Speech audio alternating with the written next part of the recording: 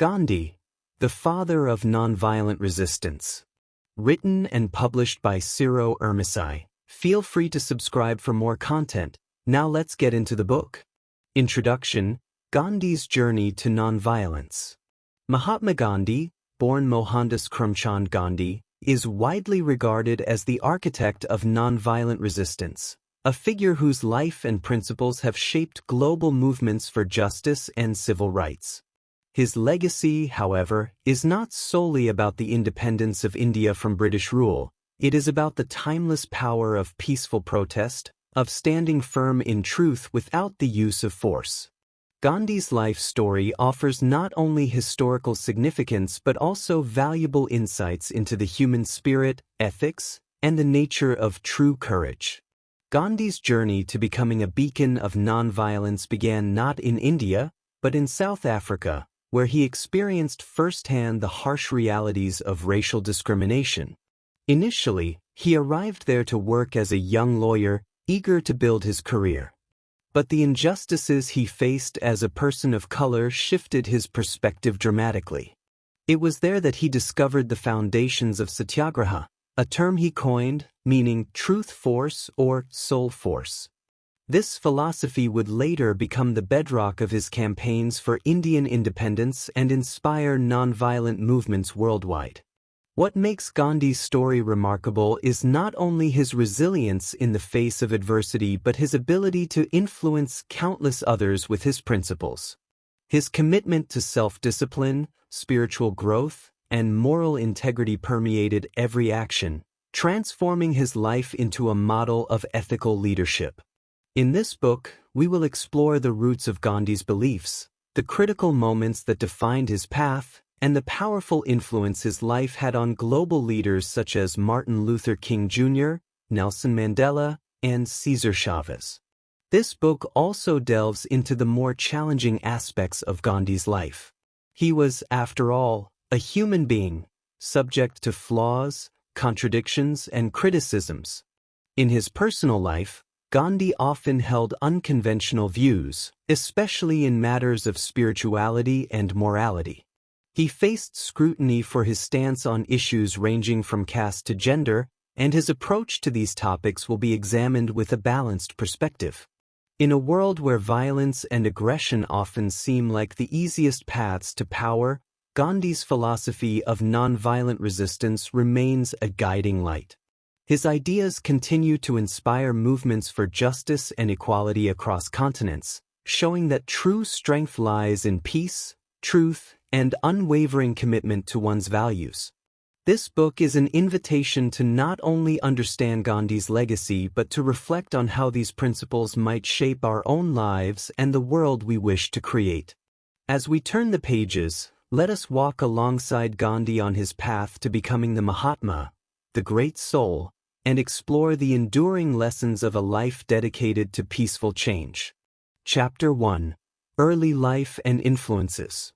To understand the man who would one day lead millions in the quest for Indian independence, we must start with the child who was first shaped by his surroundings, family, and cultural heritage.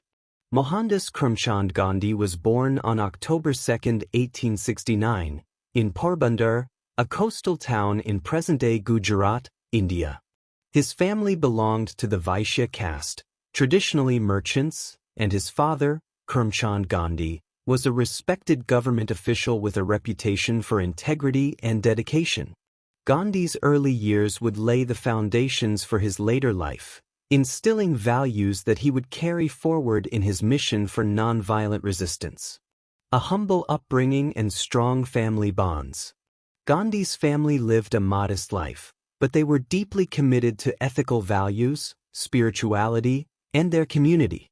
His mother, Putlabai, was an intensely spiritual woman and a devout practitioner of Hindu principles, which had a lasting impact on young Mohandas. She observed strict religious fasts, engaged in charitable activities, and upheld the ideals of compassion, patience, and self-sacrifice. Her influence provided the first glimpses of a spiritual path for Gandhi, showing him how inner strength and moral clarity could guide a person's actions. Putlabai's devotion inspired in Gandhi a profound respect for spirituality and discipline. She modeled the principles of forgiveness and tolerance, values that would eventually become the backbone of Gandhi's philosophy of nonviolence.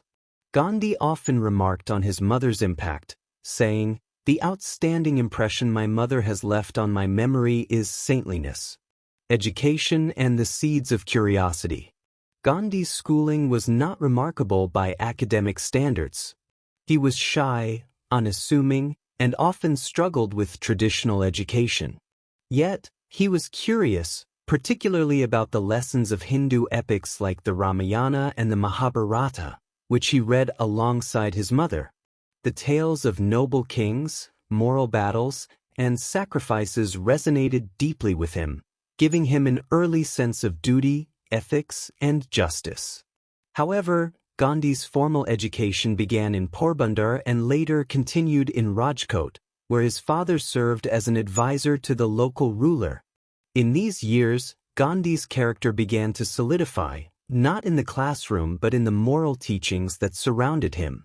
Despite being an average student, his exposure to local legal matters and politics due to his father's position gave him early insights into governance and justice. These small but formative experiences would influence his later pursuit of law as a tool for achieving justice. Cultural diversity and religious influence. Gandhi's life in Gujarat exposed him to the interwoven fabric of Indian religions and cultures. His family's religious practices were rooted in Hinduism, but his father's liberal views allowed him to learn about Jainism, Christianity, and Islam. Jainism, in particular, had a lasting effect on him with its emphasis on ahimsa, or nonviolence, which he would later incorporate into his philosophy. This early exposure to multiple religious traditions fostered in Gandhi a lifelong respect for all religions and a desire to find universal truths across different beliefs. He often said, "Truth is one, sages call it by different names." Gandhi's exposure to these diverse philosophies laid the groundwork for his vision of a united India where people of all religions could coexist peacefully. Struggles with identity and early moral tests. As Gandhi entered his teenage years, he faced moral struggles that would shape his character. Like many adolescents, he grappled with questions of identity and struggled with temptations. Gandhi experimented with smoking and, under peer pressure, even attempted to eat meat, a practice strictly forbidden in his family's tradition. He would later write about these experiences with honesty, expressing regret and shame, yet also highlighting them as valuable lessons. He confessed in his autobiography, "The Story of My Experiments with Truth," that these early transgressions taught him the importance of self-discipline, honesty, and repentance. One of the most transformative experiences during this period was a promise he made to his mother before leaving for England to study law. Gandhi vowed that he would abstain from alcohol, meat, and other activities that might conflict with his values and family expectations. This vow not only anchored him in his cultural identity but marked the beginning of his commitment to self-restraint and moral integrity. The decision to study in England. At the age of 18, Gandhi's life took a significant turn. Driven by a desire to become a lawyer and fulfill his father's dream, he set out to study law in England. This decision was met with considerable resistance from his family and community, who feared that exposure to the West might compromise his values. However, his mother's blessing, combined with his father's hopes, empowered him to go. This journey marked the start of Gandhi's exposure to Western ideologies, customs, and legal frameworks, elements that would influence his intellectual growth and activism. In England, Gandhi encountered a new world that both fascinated and unsettled him. He struggled with loneliness, cultural differences, and the pressures of fitting into British society. Yet, it was here that Gandhi began his initial exploration of nonviolence as he became acquainted with works by thinkers like Henry David Thoreau and Leo Tolstoy. He also took up studies on various religions, an endeavor that deepened his understanding of the common threads between cultures and beliefs, further solidifying his commitment to universal peace. Legacy of Gandhi's early years. The early years of Gandhi's life, marked by family values, moral struggles, and spiritual exploration, were crucial in shaping his future as a leader. These formative experiences and influences laid the foundation for his unwavering dedication to truth, compassion, and nonviolence. The ethics instilled by his mother, the wisdom gleaned from religious teachings, and the vows he took before embarking on his journey to England all came together to mold his character. As we move forward in this book, we will see how these values blossomed into Gandhi's philosophy of Satyagraha, or truth force, and how his early exposure to multiple religions and his sense of self-discipline became the pillars of his leadership. In understanding Gandhi's early life, we gain insight into the roots of a man who, in his own words, lived his life as a series of experiments with truth, a man who showed the world that the simplest of values, courage and compassion, could indeed be revolutionary. Chapter 2: Awakening in South Africa. In 1893, a young Mohandas Gandhi set foot in South Africa, a place that would unexpectedly become the crucible for his transformation. At that time, Gandhi was a fresh law graduate with little experience, primarily focused on building his career. South Africa was meant to be a brief professional engagement, a stepping stone toward establishing his practice. But what he encountered there would not only ignite his sense of justice but also awaken the resilience that would define his life's work. This chapter delves into Gandhi's South African years, the challenges he faced, and the birth of Satyagraha, his revolutionary approach to nonviolent resistance. Encountering racial discrimination. Gandhi's arrival in South Africa introduced him to the harsh realities of racial discrimination, a problem he had never confronted so directly before. As an Indian lawyer representing a client in Pretoria, he quickly discovered that his skin color would subject him to the same injustices that the native African and Indian populations faced. The incident that would forever shape his outlook occurred on a cold night when Gandhi, holding a first-class ticket, was forcibly removed from a train in Pietermaritzburg because a white passenger objected to his presence. This public humiliation deeply affected Gandhi, stirring a profound sense of injustice. The experience brought into sharp focus the struggle for dignity that countless others faced daily.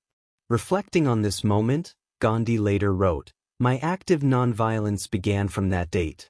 This single incident became the catalyst for his commitment to equality and justice, igniting a fire that would not dim for the rest of his life. The fight against discriminatory laws. After the train incident, Gandhi found himself in a series of confrontations with South African authorities. He witnessed the oppressive laws imposed on Indian immigrants, who were treated as second-class citizens and were denied basic rights, such as freedom of movement and ownership. Indians were often referred to as coolies, a derogatory term used to strip them of their dignity and human worth. Moved by their plight, Gandhi decided to extend his stay in South Africa, committed to defending the rights of the Indian community. Gandhi's legal training became an asset as he organized the Indian community to oppose the discriminatory laws. His strategy combined formal petitions with public awareness campaigns, seeking justice through constitutional means. His understanding of British law allowed him to craft a defense that appealed to the very principles of equality and freedom that British governance claimed to uphold. Through countless legal battles, Gandhi became a respected voice in the community, demonstrating a resolve that garnered him both allies and adversaries. The evolution of Satyagraha. In the face of relentless injustice, Gandhi sought a way to protest that was both morally principled and effective. Drawing on Hindu, Jain, and Christian teachings, he began formulating the concept of Satyagraha, which translates to truth force or soul force. This was more than a strategy.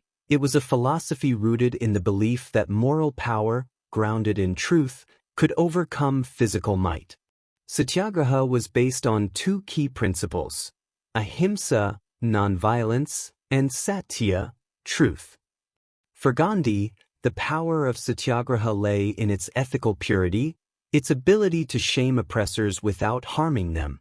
Through Satyagraha, Gandhi inspired people to resist injustice by refusing to comply with unfair laws, but always with respect and nonviolence. His emphasis on nonviolence was rooted in the idea that violence degrades both the oppressor and the oppressed. To Gandhi, the goal of resistance was not only to secure rights but to transform the hearts of the oppressors, prompting them to see the humanity of those they sought to subjugate. The first acts of civil disobedience.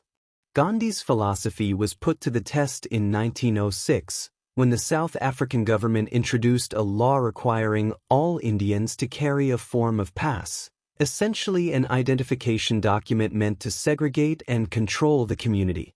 Gandhi saw this as an affront to dignity and organized the first major Satyagraha campaign in protest. Hundreds of Indian residents, including Gandhi himself, publicly burned their registration certificates in an act of defiance. This demonstration marked one of the first large-scale civil disobedience campaigns in modern history. The participants faced arrests, beatings, and severe hardships, yet they remained steadfast in their commitment to nonviolence. Gandhi's insistence on peaceful protest in the face of brutality began attracting attention across South Africa, gaining the support of Indians from all social classes. This campaign was a turning point, revealing the power of moral conviction over physical repression, personal growth, and spiritual awakening.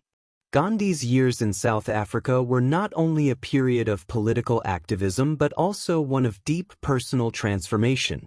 He embraced a life of simplicity, renouncing material comforts and committing himself to spiritual growth. He experimented with vegetarianism, self-discipline, and celibacy, viewing these practices as ways to gain control over his desires and maintain moral clarity. Influenced by the teachings of the Bhagavad Gita and his interactions with various religious leaders, Gandhi's faith grew, becoming a source of strength that fortified his resilience. This period also marked Gandhi's growing belief in sarvodaya, or the welfare of all. He envisioned a society built on mutual respect and compassion, rejecting the hierarchical values of colonialism. His commitment to the greater good shaped his worldview, reinforcing his belief that true freedom could only be achieved through selfless service. Support and criticism. While Gandhi garnered support from many within the Indian community, his methods and philosophy were not without criticism. Some members of the community favored a more aggressive approach, feeling that nonviolent protest was too passive in the face of such oppressive discrimination. They argued that peaceful resistance alone would not win them their rights. Nevertheless, Gandhi held firm to his principles, believing that any form of violence would undermine the moral integrity of their struggle. Additionally, his insistence on engaging in dialogue with British authorities was viewed by some as a compromise. Yet Gandhi saw these dialogues as essential to building mutual understanding, even as he stood firm in his demands for justice. This unwavering commitment to truth and nonviolence laid the groundwork for his future role in India's independence movement. Impact of South Africa on Gandhi's life mission. By the time Gandhi left South Africa in 1914, he had become a seasoned leader and an icon of nonviolent resistance. South Africa had transformed him from a fledgling lawyer into a visionary who saw the potential for nonviolence as a means of achieving justice. The years he spent there were crucial in shaping his beliefs and strategies, providing him with the experience and conviction needed to confront even greater challenges upon his return to India. Gandhi's experiences in South Africa demonstrated the power of moral courage, inspiring oppressed people around the world. The success of Satyagraha in South Africa set a precedent that would later empower India's struggle for independence. It was in South Africa that Gandhi forged his identity as a leader who would confront injustice not through violence but through the purity of his beliefs, proving that lasting change could be achieved by appealing to humanity's better nature. As we move forward to Gandhi's return to India, we will see how the principles honed in South Africa would be tested and expanded on an even larger scale. With the seeds of Satyagraha deeply planted in his soul, Gandhi was prepared to lead his homeland toward freedom, armed not with weapons, but with a steadfast commitment to truth and nonviolence. Chapter 3: The Birth of Satyagraha. When Gandhi returned to India from South Africa in 1915, he brought with him more than just the experience of leading a successful resistance movement. He carried a powerful new idea that would become his guiding principle and a revolutionary tool in India's struggle for freedom. This principle, known as Satyagraha or truth force, was more than a strategy of protest. It was a philosophy that aimed to transform the very nature of conflict resolution. In this chapter, we'll explore the origins of Satyagraha, how it evolved from concept to practice, and the impact it would have on India and the world. The roots of Satyagraha.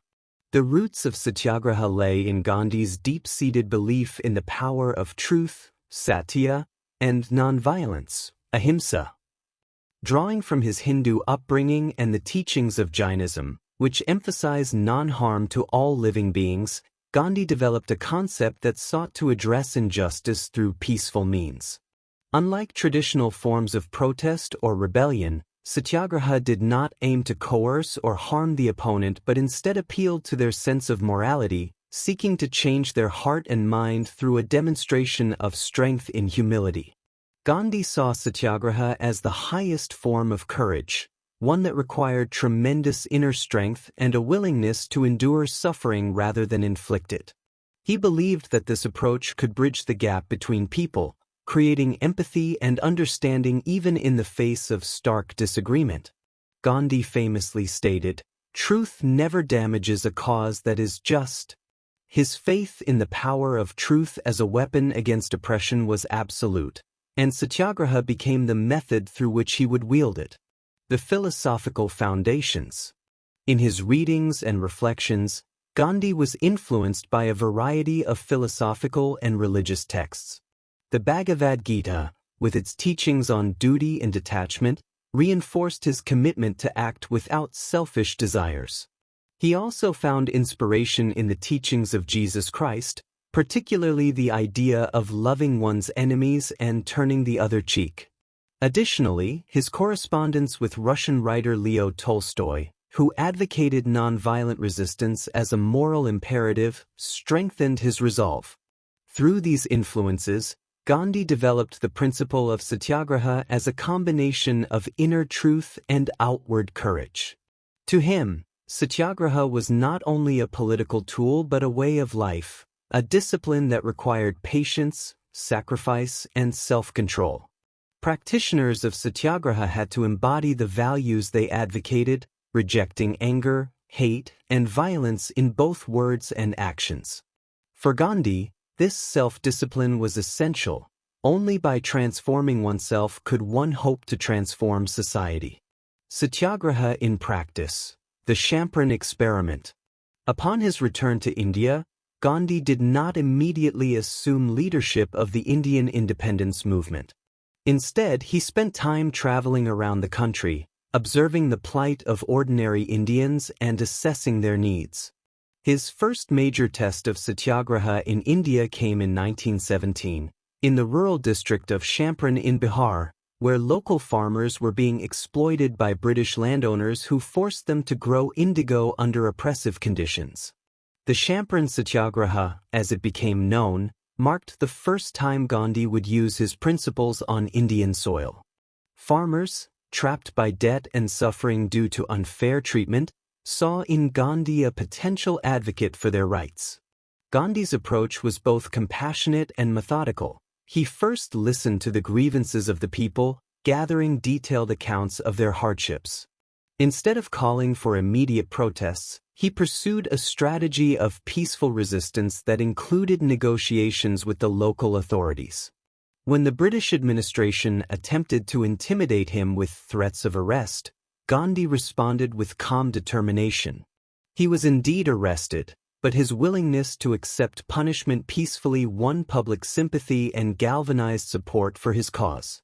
This simple act of defiance, grounded in nonviolence, forced the British government to negotiate, resulting in the alleviation of some of the farmers' burdens. For Gandhi, the success of Champaran proved that Satyagraha could empower the most marginalized individuals, giving them a voice without resorting to violence.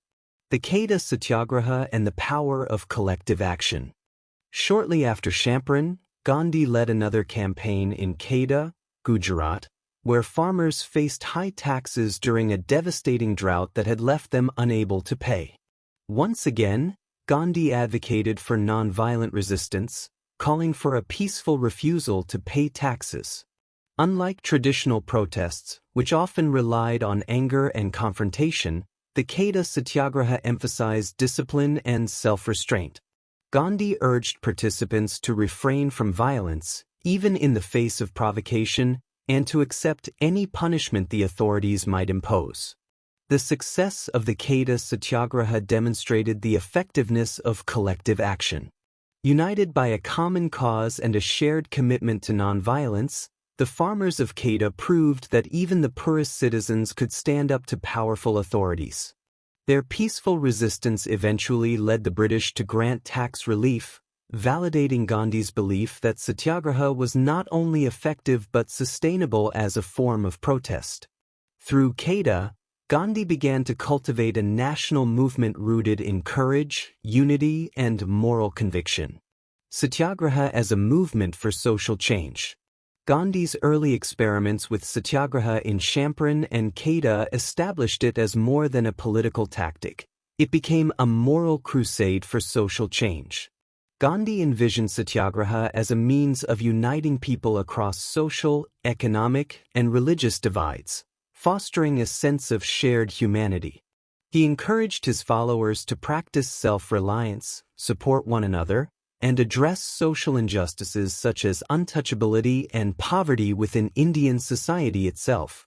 In his speeches and writings, Gandhi urged Indians to reform their own communities as part of the struggle for independence. This meant tackling caste discrimination, embracing simple living, and fostering a spirit of national unity. For Gandhi, the fight for political freedom was inseparable from the quest for social justice. He believed that by embodying the values of Satyagraha, truth, nonviolence, and compassion, Indians could build a society that was morally and spiritually free from oppression. Challenges and criticisms of Satyagraha. Despite its growing popularity, Satyagraha was not without its critics. Some felt that nonviolent resistance was an ineffective response to the brutality of British rule. They argued that more aggressive tactics were necessary to secure independence. Nationalists like Subhas Chandra Bose, who advocated for armed resistance, questioned whether nonviolence could truly overcome an empire as powerful as Britain. Gandhi remained steadfast in his belief that violence would only perpetuate cycles of oppression, leading to a society built on revenge rather than justice. He acknowledged that Satyagraha demanded extraordinary patience and endurance, but he saw these qualities as the movement's greatest strengths. In Gandhi's view, achieving true independence required more than liberation from foreign rule. It required the development of a society based on justice, equality, and respect. The legacy of Satyagraha. The principles of Satyagraha, forged in the fires of South Africa and refined in India, would become the foundation of Gandhi's lifelong mission. Through Satyagraha, Gandhi showed that nonviolent resistance was not passive but a powerful force for change. It required courage, resilience, and moral clarity, qualities that Gandhi sought to instill in every Indian who joined the independence movement. Satyagraha inspired future leaders and activists around the world, demonstrating that oppression could be challenged without sacrificing one's humanity. Figures like Martin Luther King Jr., who led the civil rights movement in the United States, adopted Satyagraha's principles of nonviolence and truth, calling it a mighty weapon. In South Africa, Nelson Mandela would later acknowledge Gandhi's influence, seeing in Satyagraha a model for confronting apartheid. Chapter 4.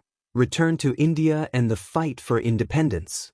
When Gandhi returned to India in 1915, he was greeted not only as a leader of his people but as a visionary who brought with him a new philosophy of resistance. Having successfully mobilized Satyagraha campaigns in South Africa, he was now prepared to apply these principles to India's struggle against British colonial rule.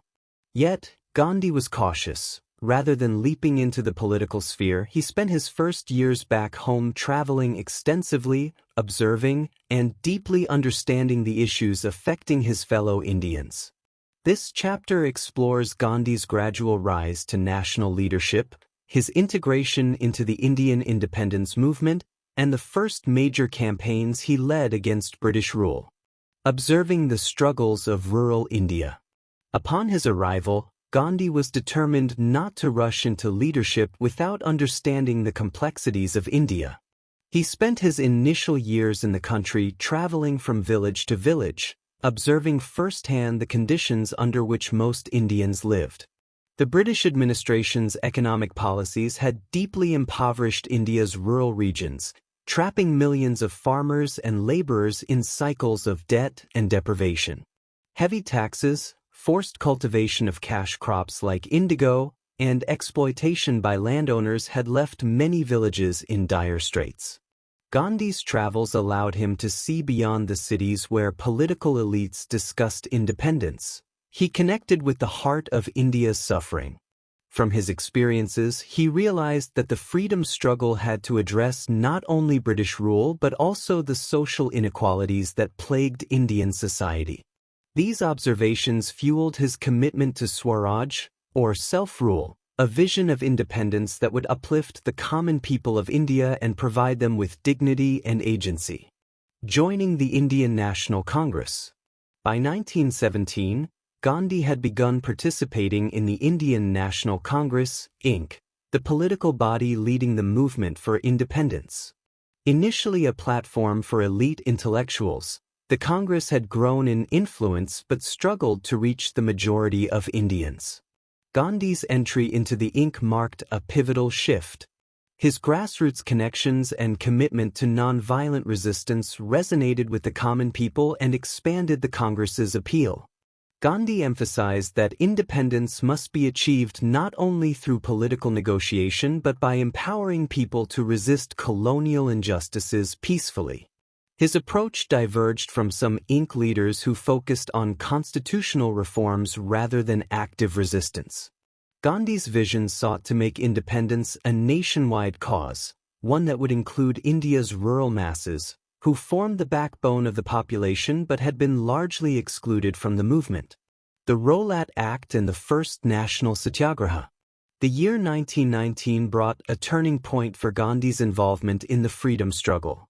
The British government passed the Rowlatt Act, which granted authorities sweeping powers to suppress political dissent, detain individuals without trial, and silence opposition. Known as the Black Act among Indians, it was seen as an affront to civil rights and an attempt to stifle India's growing aspirations for freedom. Gandhi responded by organizing the first nationwide Satyagraha in protest. He called for a mass movement of nonviolent resistance, urging Indians to refuse to comply with unjust laws and to engage in peaceful protests and strikes. This was the first time that Satyagraha was implemented on a national scale in India, and it marked Gandhi's official emergence as the leader of the independence movement. The response to Gandhi's call for Satyagraha was overwhelming. Across India, millions participated, staging peaceful protests, boycotting British goods, and refusing to cooperate with colonial authorities. Yet, the British government reacted with repression. Clashes erupted in some areas, leading to arrests, violence, and brutal crackdowns. The tragedy of Jallianwala Bagh. The Rowlatt Act protests culminated in one of the darkest moments of British rule in India, the Jallianwala Bagh massacre. On April 13, 1919, thousands of Indians gathered peacefully in the walled gardens of Jallianwala Bagh in Amritsar, Punjab, to protest the Rowlatt Act and attend a traditional spring festival. British Brigadier General Reginald Dyer ordered his troops to open fire on the unarmed crowd, killing hundreds and injuring thousands in what became one of the most horrific atrocities in colonial history. The massacre shocked Gandhi and the nation. For Gandhi, it was a stark reminder of the brutal nature of British rule and the immense challenges ahead. In response, he intensified his calls for Satyagraha, emphasizing that India must not only seek independence but also reject the cycle of violence that colonialism had instilled. The tragedy galvanized national sentiment, pushing millions of Indians to join the cause of independence and solidifying Gandhi's role as the leader of a truly national movement. Non-cooperation movement, a nationwide call to action. Following Jallianwala Bagh, Gandhi launched the non-cooperation movement in 1920. He called on Indians to withdraw from British institutions and create a parallel society founded on principles of self-reliance and nonviolent resistance. The movement encouraged Indians to boycott British goods, abandon British schools, and refuse government jobs. It was a bold attempt to economically and culturally separate India from British influence and assert its autonomy. The non-cooperation movement spread rapidly, uniting people across castes, religions, and regions. Farmers, students, merchants, and laborers all participated, demonstrating the power of collective action. Women also played an active role, organizing protests, picketing British businesses, and boycotting imported textiles in favor of hand-spun Indian cotton. Despite the movement's widespread popularity, maintaining nonviolent discipline proved challenging.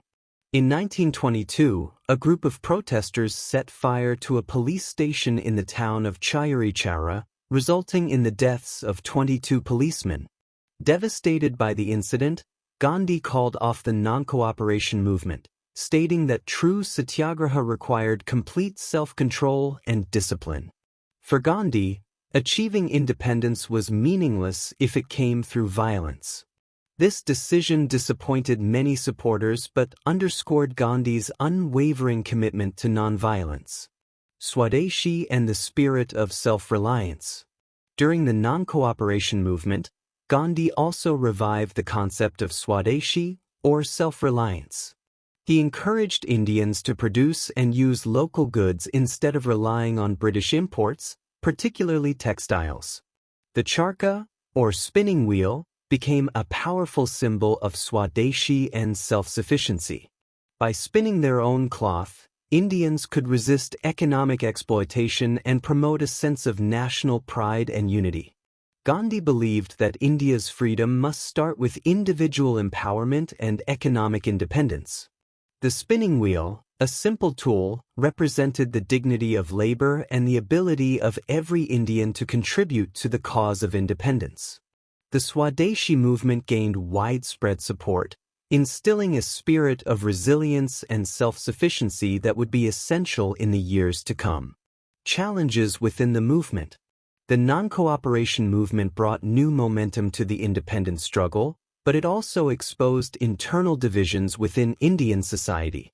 Not everyone agreed with Gandhi's principles of non-violence and Swadeshi. Some leaders within the Congress, like Jawaharlal Nehru and Subhas Chandra Bose, believed that more aggressive tactics might be necessary.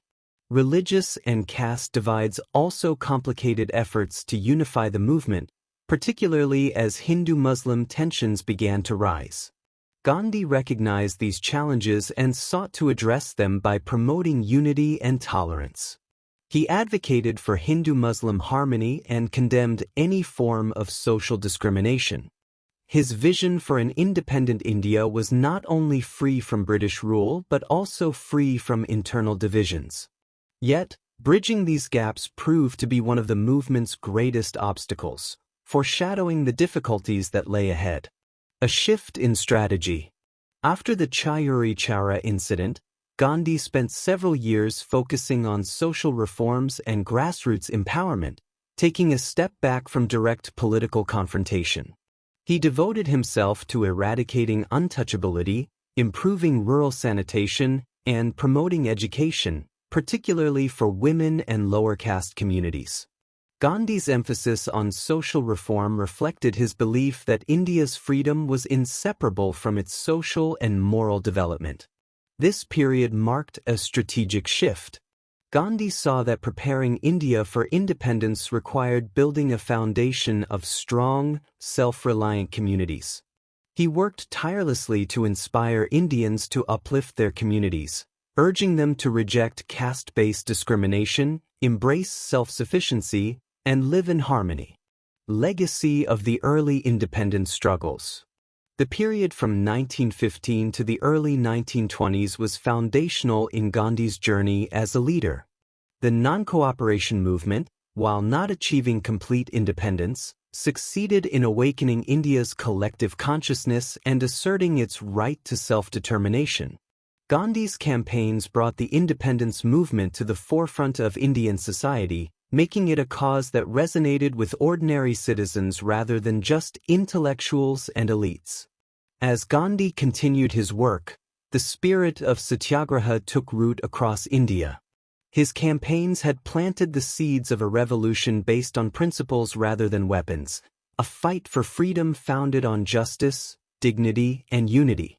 Gandhi's influence now extended beyond India, inspiring leaders and movements around the world, establishing him as the Father of Nonviolent Resistance. Chapter 5. The Salt March and Civil Disobedience. By 1930, the Indian independence movement had reached a critical juncture. Despite years of persistent efforts through non-cooperation, political negotiations, and grassroots mobilization, British colonial rule continued to oppress and exploit the people of India. Amidst growing frustration and the demand for tangible action, Gandhi decided to launch one of his most iconic acts of resistance, the Salt March, also known as the Dandi March. This campaign of civil disobedience would not only strike at the economic heart of British exploitation but also unite Indians in an unprecedented show of solidarity and defiance. The salt tax and its symbolism. The British salt tax represented an insidious form of economic control. Salt was an essential commodity in India, used by people of all classes across the country. By imposing a monopoly on salt production and sales, the British government forced Indians to buy salt at high prices, profiting from a basic necessity while criminalizing anyone who produced salt independently. For Gandhi, this tax was more than an economic burden. It symbolized the colonial regime's grip on the lives of ordinary Indians, controlling even their most fundamental needs. Gandhi's choice to challenge the salt tax was deeply symbolic. Salt was a product that every Indian, rich or poor, used daily, making it a perfect symbol of common oppression. By taking a stand against the salt tax, Gandhi knew he could inspire Indians across the social spectrum to join the struggle for independence. As he stated, next to air and water, salt is perhaps the greatest necessity of life. Through the Salt March, Gandhi aimed to show that India could reclaim control over its resources and, ultimately, its destiny. Planning the march to Dandi. Gandhi's plan for the Salt March was simple yet audacious. He would walk from his ashram in Sabarmati, near Ahmedabad, to the coastal town of Dandi in Gujarat, where he would make salt from seawater in open defiance of British law. The journey would cover over 240 miles and take nearly a month, gathering support and momentum along the way. This march, Gandhi believed, would be a direct act of civil disobedience that would capture the imagination of the nation. In March 1930, Gandhi wrote a letter to Lord Irwin, the British Viceroy, outlining his intentions. He appealed to Irwin's conscience, stating that he had no desire for confrontation but could no longer accept the injustices of British rule. Gandhi's letter was both a final plea for dialogue and a declaration of action. When no response came from Irwin, Gandhi knew the time had come to move forward with the march. The journey begins, a nation inspired. On March 12, 1930, Gandhi set out from Sabarmati Ashram with 78 of his most dedicated followers. Clad in simple khadi clothing and armed only with a bamboo walking stick, he began the trek that would become one of the most iconic acts of peaceful protest in history. Along the way, crowds gathered to join him, many walking for miles to participate, while others lined the roads to cheer him on. By the time Gandhi reached Dandi nearly a month later, he was accompanied by thousands of supporters, each step amplifying the movement's impact and scope. The journey itself was a demonstration of Satyagraha, a testament to patience, endurance, and unity. Every night, Gandhi held gatherings in the villages he passed through, sharing his vision for a free India and urging villagers to join the resistance. The marchers faced the scorching Indian sun, poor road conditions, and the fatigue of a month-long journey, but their spirits remained high. The Salt March became a symbol of resilience, showing Indians that they could endure hardship together for a greater cause. Making salt at Dandi, defying British law. On April 6, 1930, after 24 days of walking, Gandhi and his followers arrived at the sandy shores of Dandi. In a quiet yet momentous act, Gandhi bent down, scooped a handful of salty mud, and boiled it to produce salt. This simple act was a powerful statement of defiance against the British monopoly. By making salt, Gandhi had broken British law, setting an example for the entire nation. In that moment, he demonstrated that the British Empire's control over India could be challenged through collective courage and nonviolent resistance. The Salt March triggered a nationwide wave of civil disobedience. Inspired by Gandhi's act, people across India began making their own salt, openly defying colonial authorities. The movement spread quickly, as people refused to pay taxes, boycotted British goods, and protested in front of government salt depots. The British authorities responded with mass arrests, imprisoning thousands of activists, including women, students, and elderly citizens who had joined the protests. Gandhi himself was arrested in May 1930, further galvanizing the movement. The role of women in the Salt Satyagraha.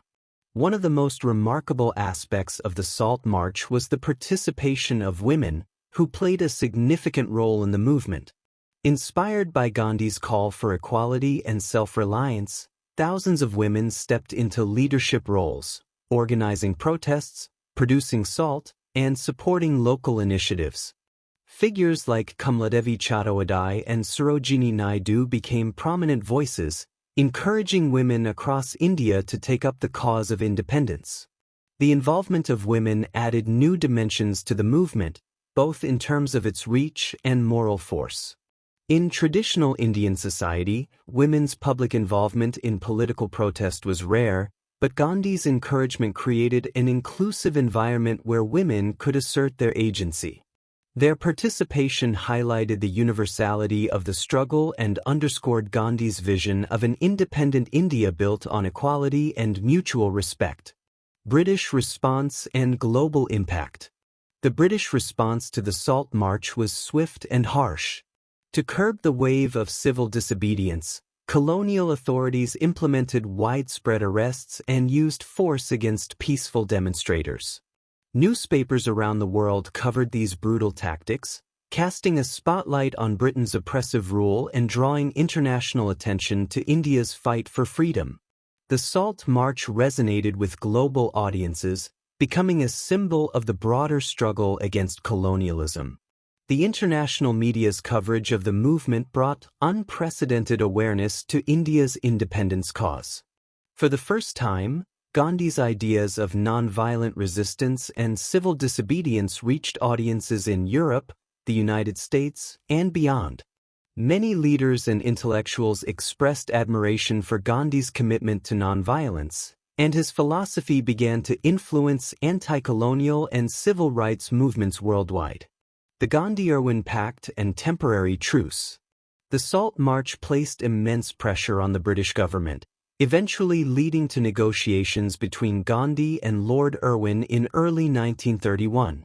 The discussions resulted in the Gandhi-Irwin Pact, a temporary truce in which the British agreed to release thousands of political prisoners and make some concessions, though they stopped short of granting full independence. In return, Gandhi agreed to suspend the civil disobedience movement and participate in the upcoming round-table conferences in London to discuss India's future. While the Gandhi-Irwin Pact fell short of India's ultimate goal, it represented a rare moment of compromise and recognition by the British that the Indian independence movement could no longer be ignored. Gandhi's willingness to negotiate demonstrated his commitment to peaceful solutions, even as he maintained his resolve for complete self-rule. Lessons from the Salt March. The Salt March was a turning point in India's independence movement, illustrating the effectiveness of nonviolent resistance on a massive scale. Through his defiance of the salt tax, Gandhi demonstrated that ordinary people, united in peaceful resistance, could challenge an empire. This movement showed that civil disobedience could be an empowering force, transforming India's collective consciousness and mobilizing people across the social spectrum. For Gandhi, the Salt March was not only a protest against British exploitation but a testament to the power of individual action. He believed that each person, by making their own salt, was symbolically reclaiming their dignity and their right to freedom. This message resonated deeply, spreading a sense of empowerment and resilience that would continue to fuel the independence movement. The lasting legacy of the Salt March. The Salt March left an indelible legacy in both India and the world. It marked the beginning of an era where nonviolent resistance would become a legitimate and respected form of protest, influencing movements far beyond India's borders. Leaders like Martin Luther King Jr. in the United States and Nelson Mandela in South Africa found inspiration in Gandhi's methods, adopting his principles of peaceful resistance in their own struggles for justice. The Salt March also solidified Gandhi's position as a global symbol of peaceful resistance, one whose vision extended beyond political independence to a broader message of human dignity and equality. In challenging the British monopoly on salt, Gandhi had challenged the very notion of colonial rule, showing that freedom could be achieved not through violence, but through unity and moral courage. Chapter 6: Nonviolence in Action. By the early 1930s, Gandhi's philosophy of nonviolence, or ahimsa, had moved beyond theoretical ideals and become a powerful force in India's struggle for independence. Gandhi's campaigns of civil disobedience and peaceful resistance had drawn people from all walks of life into the independence movement. In this chapter, we delve into Gandhi's application of nonviolence in direct action, the challenges he faced in maintaining discipline among followers, and the influence of his methods in promoting justice and unity across India. Through nonviolence, Gandhi not only opposed British rule but also began to reshape Indian society itself. The core principles of nonviolence. For Gandhi, nonviolence was not merely a tactic for political resistance. It was a fundamental principle that guided all aspects of life. He believed that true nonviolence required more than abstaining from physical harm. It required rejecting hate, anger, and vengeful thoughts. Gandhi often explained that nonviolence was about cultivating a spirit of compassion and empathy, even toward one's opponents. He believed that by understanding others' perspectives and appealing to their conscience, lasting change could be achieved without resorting to force. Gandhi's concept of ahimsa was rooted in Hinduism, Jainism, and the teachings of various religious leaders he admired, such as Jesus Christ and Leo Tolstoy. He saw nonviolence as a moral responsibility, a way to honor the interconnectedness of all life. This principle became the moral backbone of Gandhi's campaigns, defining the behavior he expected from his followers. He emphasized that true freedom could not be won if it came through bloodshed, as violence would only perpetuate cycles of hatred and oppression. The discipline of Satyagrahis. One of Gandhi's great challenges in applying nonviolent resistance on a large scale was maintaining discipline among his followers, who he referred to as Satyagrahis, or truth warriors. Gandhi understood that nonviolent resistance required extraordinary self-control and resilience, especially when protesters faced provocation, aggression, and even violence from authorities. He taught his followers to endure suffering with dignity, stressing that retaliating in anger would undermine the moral authority of their cause. To prepare his followers, Gandhi held regular training sessions, where he instructed them in the principles of nonviolence, patience, and humility. He encouraged them to view arrests, injuries, and insults as tests of their commitment to truth. Only those who showed a steadfast commitment to these values were chosen to participate in direct actions, such as protests, boycotts, and marches. Through this rigorous training, Gandhi instilled a sense of purpose and resilience in his followers, transforming ordinary citizens into disciplined practitioners of nonviolence. Civil disobedience as a moral challenge. Gandhi's campaigns were unique in that they targeted the moral foundations of British rule rather than its physical infrastructure. His methods of civil disobedience, refusing to comply with unjust laws, boycotting British goods, and encouraging Indians to withdraw from colonial institutions, challenged the legitimacy of British authority by exposing its injustices. Gandhi believed that through civil disobedience, Indians could show the world that their quest for independence was based on principles of justice and human dignity, not rebellion. The Salt March had demonstrated the power of this approach, inspiring millions of Indians to defy colonial laws without resorting to violence. Gandhi's next steps sought to expand this impact by encouraging local communities to take similar actions, each tailored to address specific grievances. From refusing to pay taxes to boycotting British textiles, civil disobedience became a widespread movement, emphasizing self-reliance and resilience. Nonviolent strikes and the role of labor unions. As Gandhi's influence grew, he began organizing strikes among workers and farmers to protest against unfair labor practices and economic exploitation. Many Indian workers, particularly those in textile mills, salt mines, and plantations, were subject to poor wages, long hours, and harsh working conditions imposed by British-owned industries. Gandhi's call for nonviolent strikes offered these workers a means to assert their rights without resorting to violence. One of the most notable labor campaigns Gandhi led was the strike of textile mill workers in Ahmedabad. Recognizing that strikes could easily devolve into aggression and chaos, Gandhi approached this campaign with caution, insisting on strict adherence to nonviolence. He mediated between workers and mill owners, advocating for fair wages and improved working conditions while maintaining respect and decorum. The success of these nonviolent strikes demonstrated the potential of organized, peaceful resistance to bring about economic and social reform, encouraging labor unions across India to adopt similar methods. The Temple Entry movement and social reform. While Gandhi's focus was primarily on political independence, he also saw nonviolence as a means to address social injustices within Indian society. One of the most significant issues he tackled was the caste system, particularly the discrimination faced by Dalits, who were historically oppressed as untouchables. Gandhi believed that true independence required equality and justice for all, and he dedicated himself to eradicating untouchability.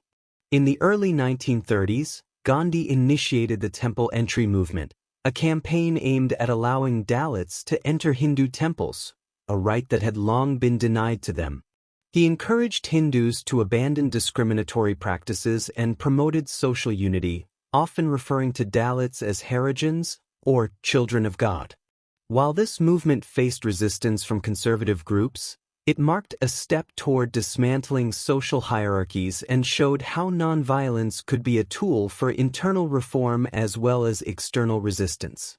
Gandhi's efforts to uplift marginalized communities underscored his vision of an independent India that was not only free from British rule but also free from internal divisions.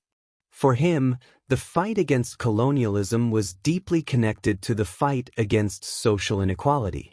He viewed both struggles as part of a broader mission to create a just and compassionate society where every person's dignity was respected. The influence of nonviolence on global movements. As Gandhi's nonviolent methods gained international attention, leaders and activists around the world began adopting his philosophy. Martin Luther King Jr., who would lead the civil rights movement in the United States, closely studied Gandhi's methods of civil disobedience and drew inspiration from his approach. King saw in Gandhi's commitment to nonviolence a powerful way to challenge segregation and racism without resorting to hatred or revenge. Nelson Mandela and the African National Congress in South Africa also found inspiration in Gandhi's philosophy. Though Mandela initially advocated for armed resistance, he later recognized the power of nonviolent methods in opposing apartheid. Gandhi's influence helped shape the strategies of anti-colonial movements across Africa and Asia, demonstrating that nonviolent resistance could be an effective means of achieving freedom and justice. Gandhi's ideas even reached Europe, influencing pacifist movements that emerged in the wake of the world wars. His emphasis on ahimsa and moral courage resonated with individuals disillusioned by violence, encouraging a new generation to seek peaceful solutions to conflicts. Through his actions, Gandhi had established nonviolence as a universal principle that could be applied beyond India's borders, reshaping the global discourse on justice and human rights. Challenges to nonviolence, internal divisions and rising tensions. Despite the global appeal of nonviolence, Gandhi faced constant challenges within India. Not everyone agreed with his commitment to nonviolent resistance, particularly as tensions escalated between Hindus and Muslims. Some leaders within the independence movement, like Subhas Chandra Bose, advocated for more aggressive tactics, arguing that nonviolence was insufficient in the face of British repression. Moreover, as the independence movement grew, maintaining discipline among thousands of followers became increasingly difficult. Violent outbreaks occasionally erupted, particularly in response to British crackdowns, threatening to undermine the movement's principles. Gandhi was often heartbroken by these incidents, viewing each act of violence as a setback to his vision of a morally grounded struggle. Gandhi's leadership was further tested by growing calls for partition, which proposed the division of India into separate Hindu and Muslim states. While Gandhi was committed to a united, secular India, the tensions between religious communities were mounting, making his vision harder to sustain. Yet, despite these challenges, he continued to advocate for unity, emphasizing that true independence required solidarity and mutual respect among all Indians. The legacy of nonviolence in the independence movement. As the independence movement progressed, nonviolence became more than a strategy, it became the soul of India's quest for freedom. Through nonviolent resistance, Gandhi had empowered millions of Indians to take a stand against colonial oppression without compromising their humanity. The movement's commitment to peace and justice resonated deeply, not only in India but across the world, creating a powerful narrative of resistance that continues to inspire to this day. Gandhi's nonviolent campaigns showed that the greatest power lay not in weapons but in moral conviction. His approach transformed ordinary acts, such as making salt or spinning cloth, into symbols of resistance, demonstrating that every individual had the capacity to contribute to the movement. Through his emphasis on ahimsa and Satyagraha, Gandhi offered a vision of independence that transcended politics, envisioning a society rooted in compassion, equality, and truth. Chapter 7. Legacy and Global Influence. By the time India achieved independence in 1947, Gandhi's philosophy of nonviolence had already reached far beyond the borders of India, inspiring freedom struggles, civil rights movements, and leaders around the world. Gandhi's dedication to ahimsa and Satyagraha left a lasting impact on global approaches to justice, revolutionizing how people viewed resistance and the moral dimensions of political action. In this chapter, we explore Gandhi's influence on other leaders and movements, how his ideas evolved into a global philosophy, and the profound legacy of nonviolence that continues to inspire people today. Gandhi's impact on Martin Luther King Jr. and the civil rights movement. One of the most prominent examples of Gandhi's influence can be seen in the U.S. civil rights movement, led by Dr. Martin Luther King Jr. King, like Gandhi, faced a society riddled with deep-seated discrimination, injustice, and violence. However, rather than responding with anger, King looked to Gandhi's methods as a powerful alternative. After studying Gandhi's approach, he realized that nonviolent resistance could be a transformative tool in America's fight against racial segregation. King's philosophy of nonviolent protest became the foundation of the civil rights movement, which employed marches, sit-ins, and boycotts to confront racial injustices across the United States. His famous "I Have a Dream" speech echoed Gandhi's vision of a world where people were judged by their character, not the color of their skin. King credited Gandhi with teaching him that nonviolence was not a weapon of the weak but rather a powerful force for achieving lasting change.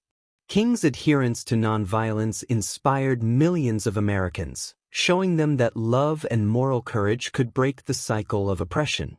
The anti-apartheid movement and Nelson Mandela.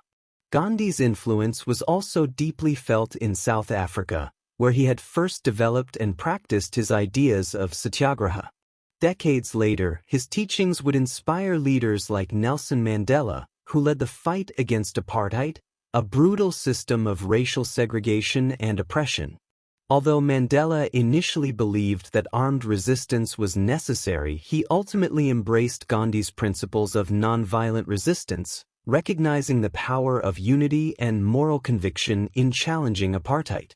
Mandela's focus on reconciliation and justice, even after years of imprisonment, reflected the essence of Gandhi's philosophy.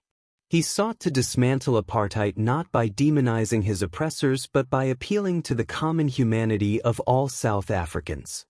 Mandela's eventual success in establishing a multiracial democracy demonstrated the enduring strength of Gandhi's ideals, proving that nonviolence could indeed overcome deeply entrenched systems of inequality. Gandhi's influence on decolonization movements worldwide. Gandhi's success in India inspired independence movements throughout Asia, Africa, and the Caribbean, where people were similarly fighting against colonial rule. Leaders of these movements saw in Gandhi's approach a path to freedom that did not require violence or destruction. They adopted his strategies of boycotts, non-cooperation, and peaceful protests, encouraging people to reclaim their sovereignty without resorting to armed conflict. In Ghana, Kwame Nkrumah, who led the country to independence from British rule, credited Gandhi's example as a guiding force. Similarly, leaders in Indonesia, Kenya, and Nigeria studied Gandhi's life, drawing inspiration for their own struggles for liberation. Gandhi's philosophy became a model for peaceful decolonization, showing that nations could achieve independence while maintaining moral integrity and a commitment to peace. Gandhi's legacy in social justice movements.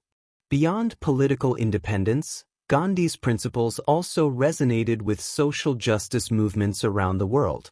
His emphasis on empathy, compassion, and community uplift inspired activists fighting for workers' rights, women's rights, environmental justice, and poverty alleviation. Gandhi's belief in the dignity of labor and his insistence on self-reliance empowered social movements that sought to address economic exploitation and social inequality. In Latin America, for instance, his ideas influenced liberation theology, a movement that combined Christian ethics with social justice and nonviolent resistance to advocate for the poor and oppressed. In the United States, figures like Cesar Chavez, who led the farm workers' rights movement, drew directly from Gandhi's teachings, organizing strikes and boycotts that highlighted the plight of migrant laborers while adhering to principles of nonviolence. Gandhi's focus on small-scale, community-driven solutions also resonated with environmental activists. His advocacy for simple living and self-sufficiency inspired environmental movements that championed sustainable development and ethical consumption. For Gandhi, the struggle for justice was not only political but moral, encompassing how individuals lived their daily lives. His message of compassion for the earth and all its inhabitants remains relevant today, especially in an era where ecological sustainability has become a global priority. The universal appeal of Satyagraha.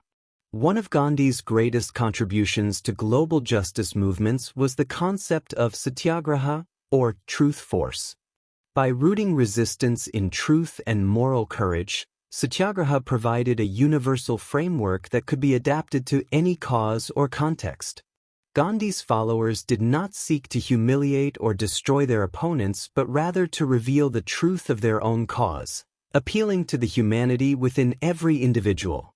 Satyagraha proved adaptable across diverse cultural and political landscapes. Whether in the form of sit-ins, hunger strikes, or silent protests, it gave people a way to assert their rights without compromising their values. Gandhi's message encouraged people to view their struggles as interconnected, suggesting that justice anywhere could only be achieved through justice everywhere. This idea of shared humanity and mutual respect has become a cornerstone of modern human rights activism, reinforcing the notion that moral power is stronger than physical power. Challenges and critiques of Gandhi's philosophy. While Gandhi's philosophy of nonviolence has been celebrated worldwide, it has also faced criticism. Some argue that nonviolence is too idealistic, particularly in situations where the oppressor is unwilling to negotiate or where injustice is deeply entrenched. Critics have pointed to examples where violent resistance seemed necessary to overcome oppressive regimes, questioning whether nonviolence alone can effectively challenge extreme forms of injustice. Additionally, some activists argue that Gandhi's methods place a heavy burden on the oppressed, requiring them to endure suffering and make sacrifices while their oppressors face minimal consequences.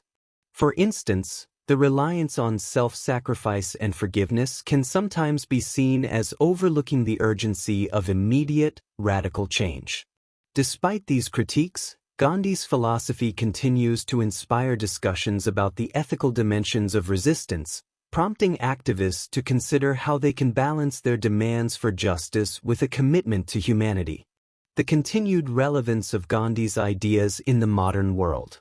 Today, Gandhi's teachings remain as relevant as ever, particularly in an age where violence, division, and intolerance often dominate global affairs. His ideas have influenced peace initiatives, reconciliation efforts, and anti-violence campaigns in regions plagued by conflict, showing that nonviolence can serve as a bridge for dialogue and understanding. As the world faces challenges such as racial inequality, economic disparity, and environmental degradation, Gandhi's message of empathy, self-discipline, and community empowerment offers a path forward. In recent years, Gandhi's teachings have also found a home in digital activism. Social media and online campaigns for justice often employ nonviolent tactics to raise awareness, mobilize communities, and hold power accountable. Gandhi's principle of being the change you wish to see in the world resonates with modern activists, encouraging individuals to live their values and inspire others through example. Gandhi's legacy, a call for individual responsibility. Perhaps Gandhi's most enduring legacy is his call for individual responsibility in the pursuit of justice. He believed that each person has the power to contribute to positive change, no matter how small their actions may seem. This idea is captured in his philosophy of Sarvodaya, or the welfare of all, which emphasizes the importance of uplifting the entire community, particularly the marginalized and vulnerable. Gandhi's teachings remind us that true change begins with personal transformation. He encouraged people to question their own beliefs, to act with integrity, and to seek truth in every aspect of life. By fostering compassion and empathy, Gandhi believed individuals could build a society based on mutual respect, where each person played a role in advancing the common good. His life and work inspire us to look beyond ourselves, to recognize our shared humanity, and to act in ways that contribute to the welfare of all. The enduring power of nonviolence. In a world where conflict and division often seem insurmountable, Gandhi's vision of nonviolence offers a hopeful alternative.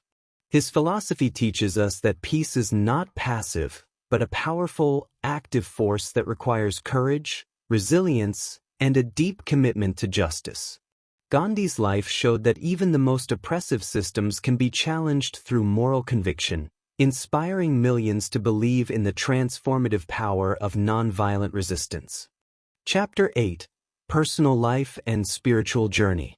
Though Gandhi is celebrated as a political leader and social reformer, his personal life and spiritual journey were equally integral to his identity.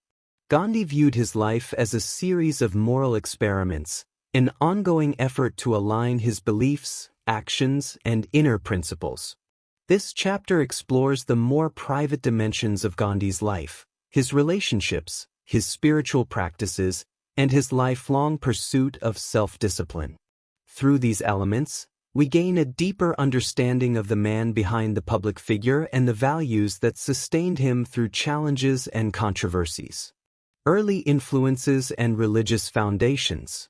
Gandhi's spiritual journey began in childhood, shaped largely by his deeply religious mother, Putlabai, whose devotion to Hinduism, fasting, and compassionate practices left a lasting mark on him.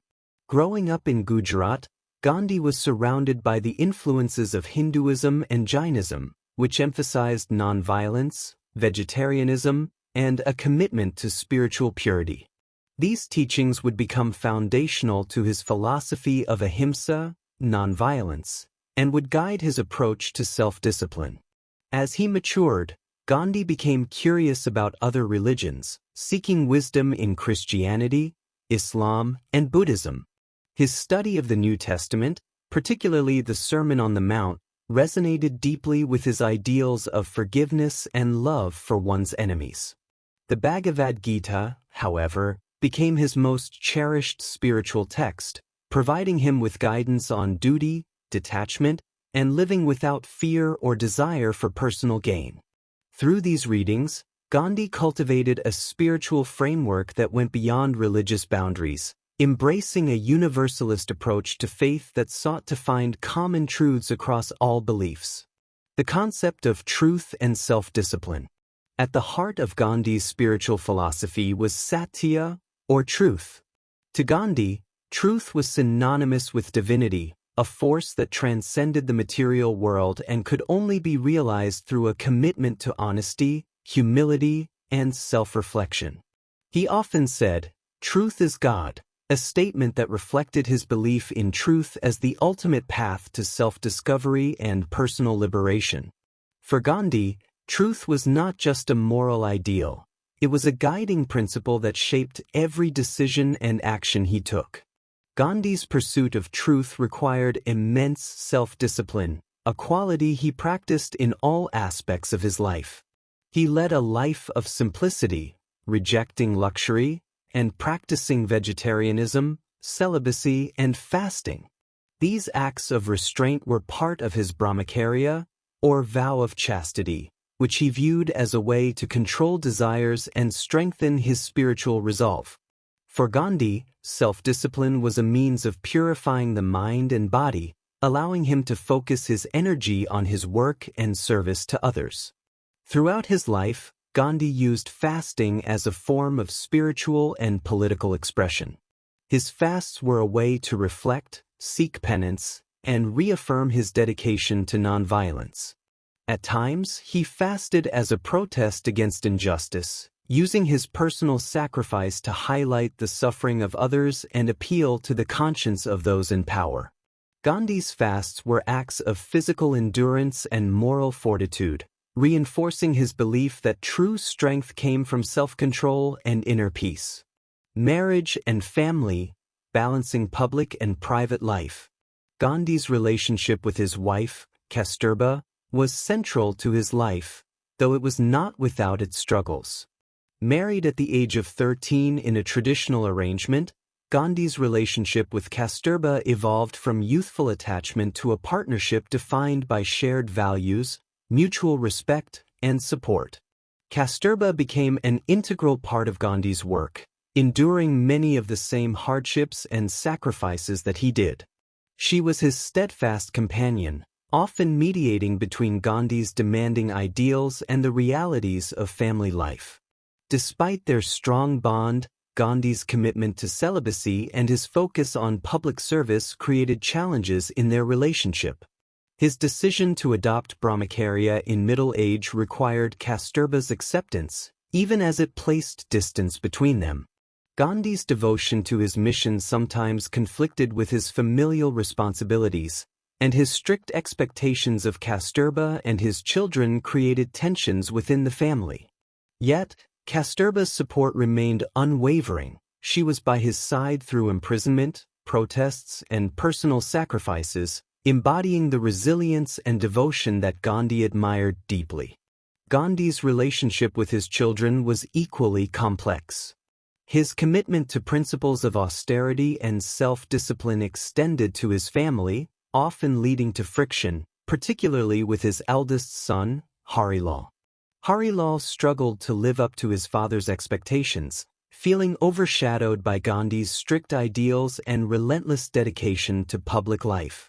This tension eventually led to a painful estrangement, a source of deep sorrow for Gandhi, who saw his own limitations as a father. Despite his love for his children, Gandhi's life was marked by a difficult balance between personal duties and his public mission, a struggle that shaped his understanding of sacrifice and forgiveness. Experiments with Truth, a personal and moral journey.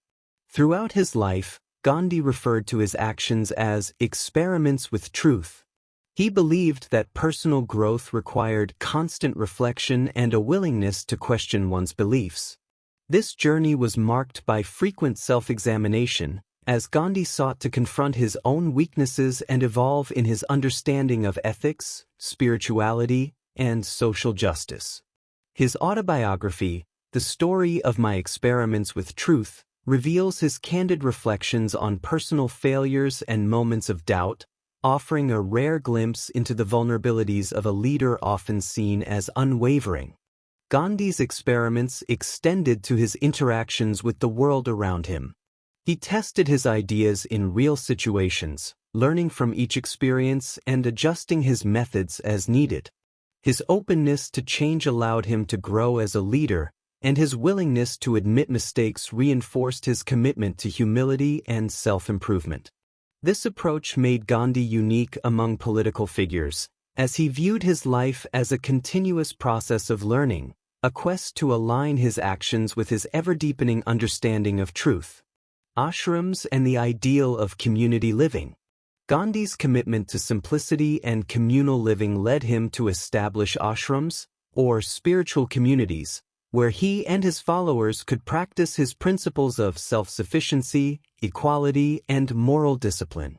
The most famous of these, the Sabarmati Ashram in Gujarat and the Sevagram Ashram in Maharashtra, became centers of spiritual growth, social reform, and nonviolent resistance. At these ashrams, Gandhi implemented his vision of a self-reliant society where residents lived cooperatively, worked collectively, and adhered to strict codes of conduct based on ahimsa and truth. Life at the ashrams was marked by hard work, discipline, and a sense of shared responsibility. Every resident, including Gandhi, participated in daily tasks, from cleaning to spinning cotton. The ashrams fostered a spirit of equality, where caste and social status were disregarded, and everyone was treated with dignity. Gandhi's aim was to create a microcosm of the society he envisioned for India, one that was self-sufficient, harmonious, and morally upright. The ashrams also served as training grounds for Satyagrahis, who prepared for the challenges of nonviolent resistance through rigorous mental and spiritual discipline. Gandhi's commitment to the ashram way of life reflected his belief that social reform began with individual transformation. By fostering a sense of community and shared purpose, Gandhi hoped to create a model for a future India rooted in compassion, cooperation, and mutual respect. The role of fasting and self-purification. Fasting was one of Gandhi's most profound spiritual practices, serving as both a personal discipline and a political tool. He saw fasting as a way to purify the body, mind, and soul, allowing him to strengthen his commitment to truth and ahimsa.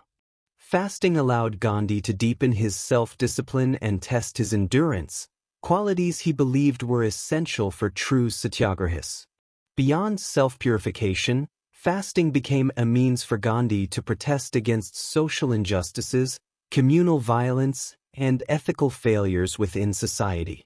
His fasts often symbolized penance, as he sought to hold himself accountable for the nation's moral state. By subjecting himself to physical deprivation, Gandhi hoped to appeal to the conscience of others, urging them to reflect on their actions and take responsibility for promoting peace and unity. Gandhi's fasts were influential in quelling communal riots, fostering reconciliation, and inspiring his followers to pursue their own paths of nonviolence and self-discipline. For him, fasting was an act of compassion, a way to bear witness to the suffering of others and remind the public of their shared humanity. Legacy of Gandhi's spiritual teachings. Gandhi's personal and spiritual life left a profound impact on both his followers and future generations. His teachings on simplicity, self-discipline, and spiritual growth have inspired countless individuals to seek fulfillment in service, compassion, and humility. Gandhi showed that spirituality was not confined to religious practices but was deeply embedded in everyday actions, ethical choices, and interactions with others. Today, Gandhi's emphasis on personal responsibility, self-purification, and community uplift continues to resonate with those who seek to make a positive impact in the world. His belief that you must be the change you wish to see in the world remains a guiding principle for social activists, spiritual seekers, and everyday people committed to a life of integrity and purpose. Reflections on a life of inner struggle and resilience. Gandhi's personal life was marked by constant challenges, internal conflicts, personal sacrifices, and difficult relationships. Yet, through each struggle, he demonstrated resilience, humility, and a willingness to learn from his experiences. Gandhi's life reminds us that even the most revered leaders are human, shaped by their inner journeys, vulnerabilities, and search for truth. He showed that strength lies in embracing one's imperfections, striving for growth, and aligning one's life with the values of compassion, honesty, and nonviolence. In this way, Gandhi's personal and spiritual journey is as significant as his public legacy. It is a testament to the power of self-transformation, the belief that change begins within, and the conviction that a life lived with purpose can inspire generations. As we move forward to the final chapters of Gandhi's life, we see how his commitment to these principles would guide him through the trials of partition, independence, and his ultimate sacrifice in the name of peace. Chapter 9. Challenges and Controversies. While Gandhi is revered worldwide as the father of nonviolent resistance, his life and methods were not without significant challenges and controversies.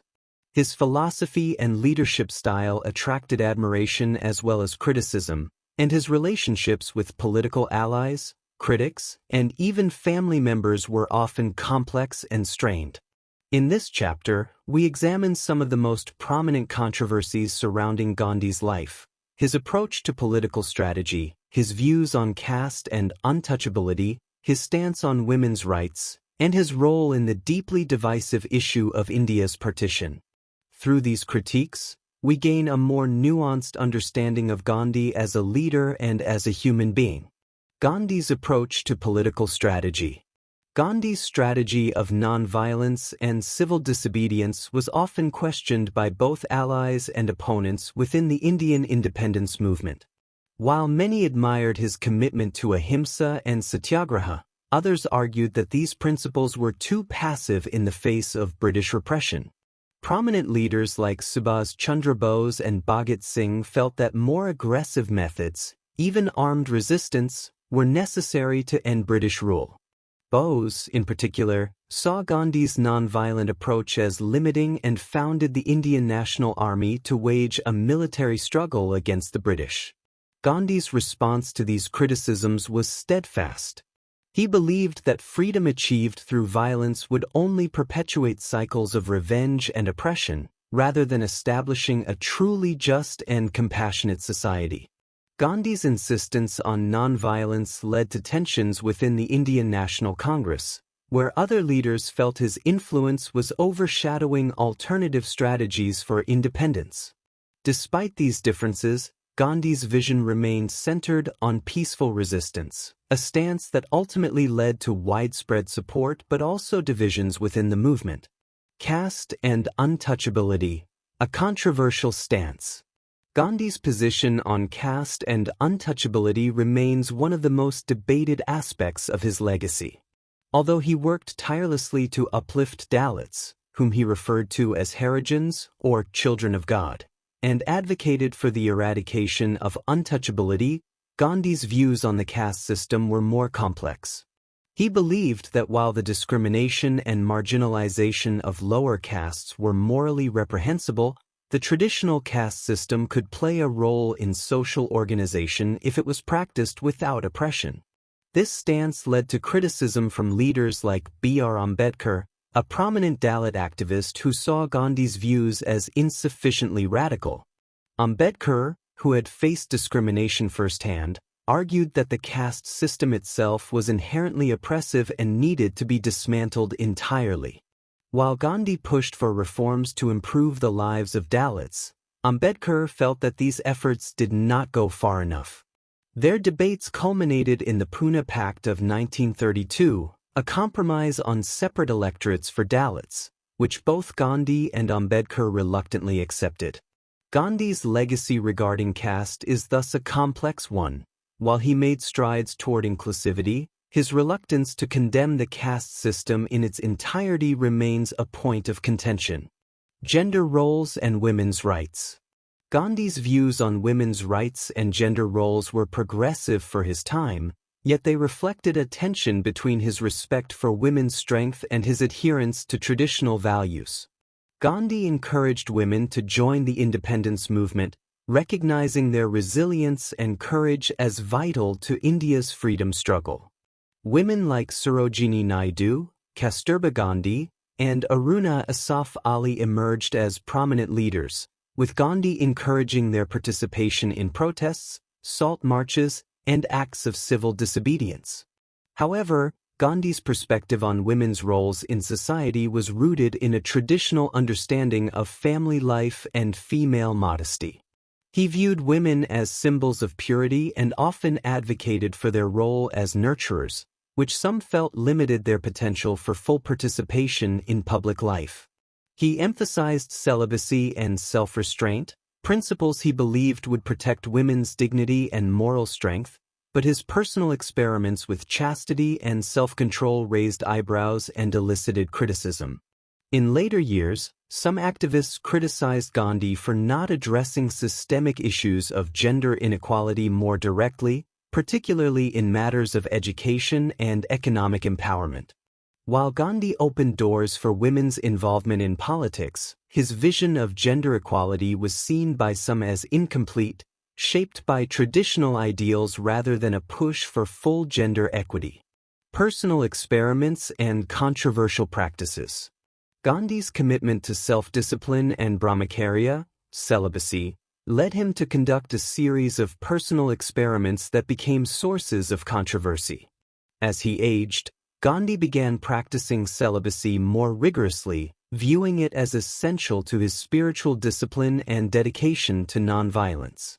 He undertook extreme measures to test his resolve, such as sleeping beside young women, including his grandniece, to ensure he could control his sexual desires. These practices, intended as tests of purity, were viewed with suspicion by some and sparked ethical concerns among others. Many of Gandhi's followers struggled to reconcile these personal practices with his public image as a moral leader. For Gandhi, these experiments were genuine efforts to align his life with his principles, but for others, they appeared intrusive and raised questions about his judgment. Gandhi was often candid about his weaknesses and mistakes, seeing these experiments as part of his ongoing journey towards self-improvement. Yet, they remain a controversial aspect of his legacy, highlighting the tensions between his personal quest for purity and the expectations of his followers. India's partition, a divisive outcome. Perhaps the most painful controversy of Gandhi's life was the partition of India, which resulted in the creation of two separate states, India and Pakistan. Gandhi was a staunch advocate for Hindu-Muslim unity, believing that a united, secular India could foster peace and respect among all religions. However, as tensions between Hindus and Muslims escalated, demands for a separate Muslim state grew, led by leaders like Muhammad Ali Jinnah of the All India Muslim League. Gandhi's vision of a united India clashed with Jinnah's demand for partition, and despite his efforts to mediate, the country was divided in 1947. The partition triggered one of the largest and bloodiest migrations in history, with millions of Hindus, Muslims, and Sikhs displaced and hundreds of thousands killed in communal violence. Gandhi was devastated, viewing the partition as a failure of his principles and a betrayal of his dream for an inclusive India. After partition, Gandhi traveled to riot-stricken regions, fasting to end the violence and urging communities to reconcile. His attempts to restore peace highlighted his deep compassion and commitment to nonviolence, but the trauma of partition left him heartbroken. Many admired his courage, but some felt his ideals had been too idealistic, unable to prevent the bloodshed. Partition remains a deeply emotional topic in South Asia, and Gandhi's role is viewed through varying lenses, some seeing him as a visionary for unity, others as a leader unable to contain the forces of division. Critiques from international observers. Beyond India, Gandhi's philosophy attracted critiques from international thinkers who questioned the practicality of nonviolence in extreme situations. Some argued that Gandhi's approach was unrealistic when dealing with oppressive regimes that had little regard for moral persuasion. Critics pointed to conflicts where violent resistance seemed necessary, such as the fight against Nazi Germany, suggesting that Gandhi's methods might not be universally applicable. Gandhi acknowledged the limitations of his philosophy, admitting that nonviolence was a choice that required immense discipline and courage. He often said that nonviolence was not a weapon of the weak, understanding that its effectiveness depended on both the willingness of the oppressed and the openness of the oppressor. Nonetheless, Gandhi's commitment to nonviolence remains both a celebrated and contested legacy, admired for its idealism yet scrutinized for its challenges in implementation. Balancing ideals with realities. Gandhi's life was a balancing act between his ideals and the complexities of reality. His commitment to nonviolence, truth, and self-discipline shaped his approach to every issue, yet these principles sometimes clashed with practical concerns and the diverse needs of a nation in turmoil.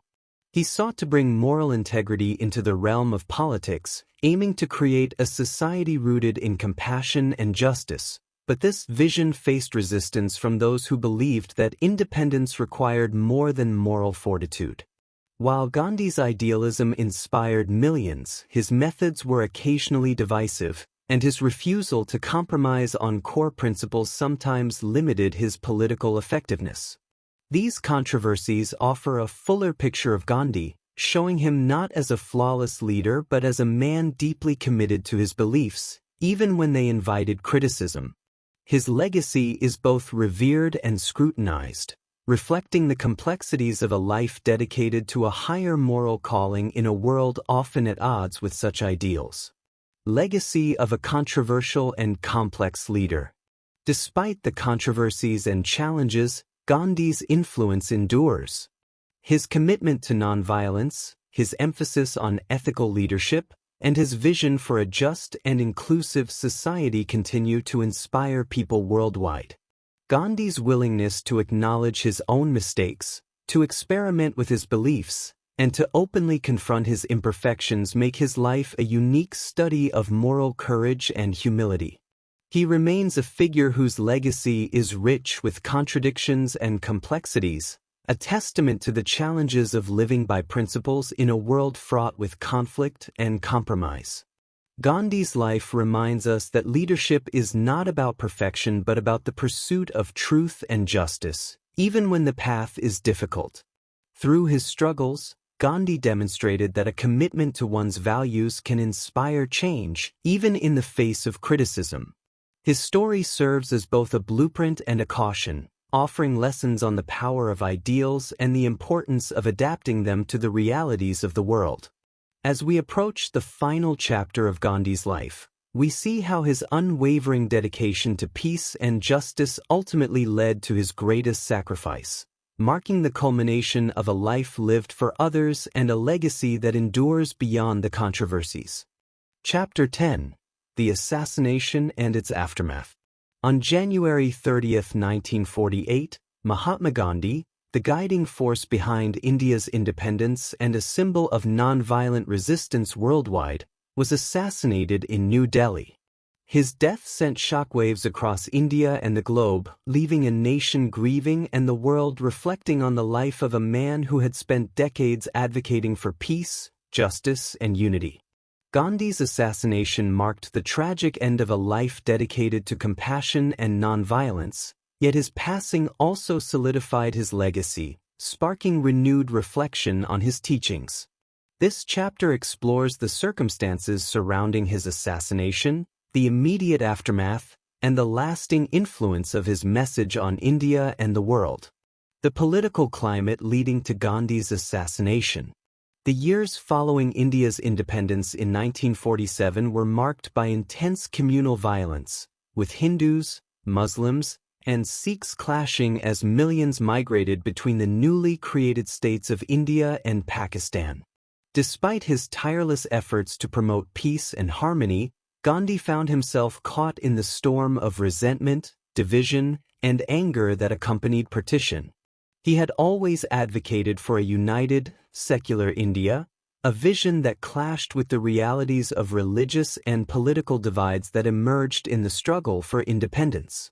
Gandhi's deep commitment to Hindu-Muslim unity and his insistence on fair treatment for Muslims in India, including his demand that India release funds owed to Pakistan, made him a target for nationalist factions who believed he was compromising Hindu interests. These tensions culminated in hostility from extremist groups, who viewed Gandhi's appeals for peace as acts of betrayal. Among them was Nathuram Godse, a Hindu nationalist who blamed Gandhi for what he saw as undue concessions to Muslims and weakening Hindu sovereignty. The final days, Gandhi's last fast and call for peace. In the weeks leading up to his death, Gandhi undertook what would become his final fast in New Delhi. His objective was to quell the communal violence that had erupted in the capital and to appeal for unity. Weak from age and numerous fasts, Gandhi continued to press for peace, drawing on the strength of his convictions and the support of those who still believed in his vision of a harmonious India. His fast brought some measure of calm as political leaders and community members pledged to work toward reconciliation. During this time, Gandhi's resolve to heal the fractured nation remained unshaken, even as his body grew frail. He spoke daily of compassion and unity, urging Indians to rise above hatred. For him, India's true independence was only possible through social and spiritual freedom, which meant overcoming the divisions that had led to partition.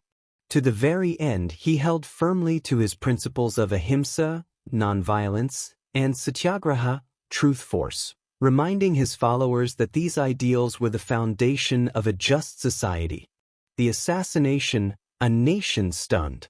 On the evening of January 30, 1948, Gandhi walked to his prayer meeting in the garden of Birla House in New Delhi. As he greeted his followers with a customary blessing of He Ram, O God, Nathuram Godse stepped forward from the crowd and fired 3 bullets at close range. Gandhi collapsed instantly, his final words a testament to his devotion to peace and faith. News of his death spread rapidly, plunging India into mourning and disbelief. Crowds gathered outside Birla House, struggling to comprehend the loss of the man they called Bapu or Father. Gandhi's assassination was more than the death of a leader.